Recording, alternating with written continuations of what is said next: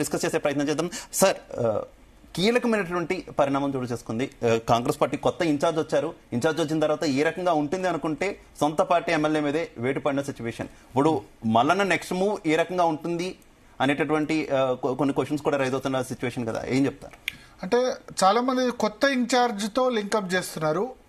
కొత్త ఇన్ఛార్జ్ వచ్చింది మీనాక్షి నటరాజన్ కాబట్టి వేటు పడ్డదని. కాదు, నిజానికి ఎన్ని రోజులు ఆగింది ఎందుకంటే, మీరు గుర్తుపెట్టుకోండి, ఎన్ని రోజులు ఆగింది ఎందుకంటే గ్రాడ్యుయేట్ ఎన్నికల్లో అది ఎఫెక్ట్ చూపించకూడదని ఎన్ని రోజులు ఆగారు.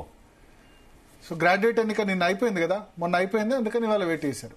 సో అందరు మీనాక్షి నటరాజన్తో లింక్ పెడుతున్నారు, కొత్త ఇన్ఛార్జ్ వచ్చింది కాబట్టి డిసిప్లిన్ యాక్షన్ అని చెప్పి. నిజానికి దీపాదాస్ ముంచి ఉన్నప్పుడే షోకాజ్ నోటీస్ ఇచ్చారు కదా.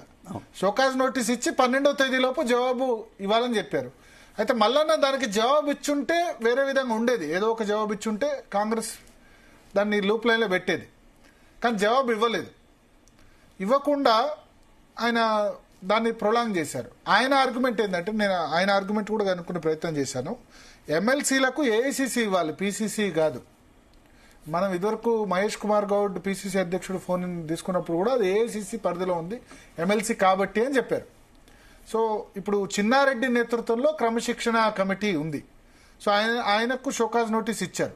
జనరల్గా ఏంటంటే కాంగ్రెస్ పార్టీ కాన్స్టిట్యూషన్ ప్రకారం ఎంపీలైనా లేకపోతే ఎమ్మెల్యేలు ఎమ్మెల్సీలు ఇటువంటి స్థాయి వాళ్ళకి ఏఐసీసీలో కూడా క్రమశిక్షణ కమిటీ ఉంటుంది, వాళ్ళు ఇవ్వాల్సి ఉంటుంది.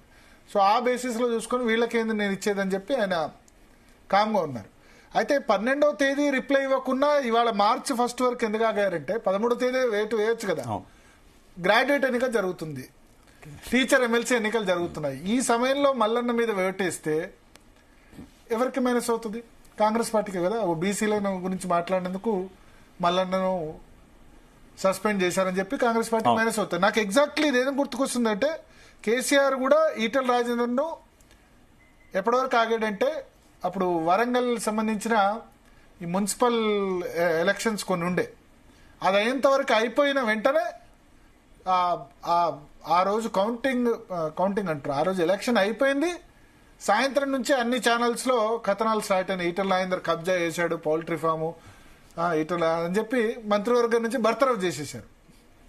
అంటే కేసీఆర్ కూడా చాలా కాలంగా అప్పటి వరకు వెయిట్ చేస్తుండే, ఈటెల రాజేందర్ మీద గుర్రుగా ఉండే, గులాబీ జెండర్లకు ఓనర్లు మేమే అన్నప్పుడు. సో సేమ్ అప్పటి వరకే వెయిట్ చేశారు. వెయిట్ చేసి గ్రాడ్యుయేట్ టీచర్ ఎమ్మెల్సీ కాగానే కొట్టేశారు. సో మీనాక్షి నటరాజన్కి దీనికి ఎటువంటి సంబంధం లేదు. ముఖ్యంగా రేవంత్ రెడ్డి తర్వాత మిగతా, ఎందుకంటే చాలా మంది మీద విమర్శలు చేశారు కదా ఆయన. పొంగులేటి శ్రీనివాసరెడ్డి మీద చేశారు, తర్వాత కోమటిరెడ్డి వెంకటరెడ్డి మీద చేశారు, కాంగ్రెస్ పార్టీలో ఉన్న చాలా మంది మీద కూడా చేశారు. సార్ పేరు వచ్చింది కాబట్టి ఇప్పుడు